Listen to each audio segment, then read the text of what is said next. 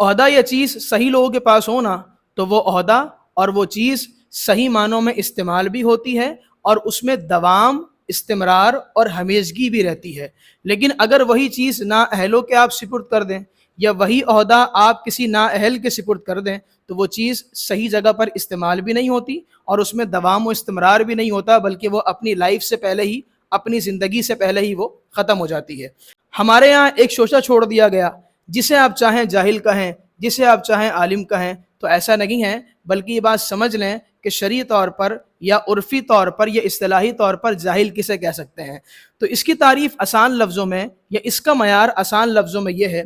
کہ جن چیزوں کا جن لوگوں پر سیکھنا لازم تھا، اگر ان لوگوں نے وہ چیزیں نہیں سیکھی ہیں تو پھر آپ ان چیزوں کو نہ سیکھنے کی بنا پر ان لوگوں کو جاہل کہہ سکتے ہیں۔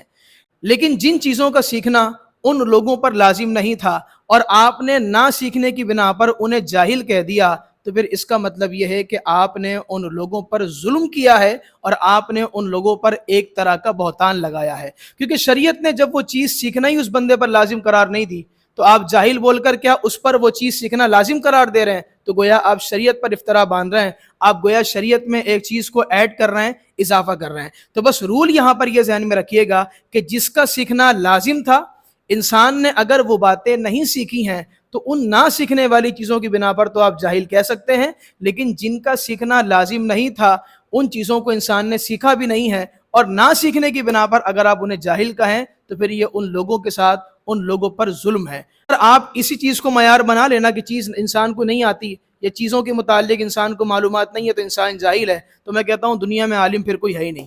یعنی انبیاء کرام علیہ السلام کے علاوہ دنیا میں عالم کوئی ہے ہی نہیں۔ میں اور آپ اپنی مثال لے لیں تو ہمیں بہت ساری چیزوں کے متعلق نہیں پتہ ہوگا، بھائی بائک کس طرح بنتی ہے، کار کس طرح بنتی ہے، بھائی یہ پنکھے چل رہے ہیں کس طرح سیٹ ہوتے ہیں، یہ جو مائک میں نے لگایا ہے، جو کیمرہ میرے سامنے لگا ہے، یہ کس طرح بنتا ہے ہمیں نہیں معلوم۔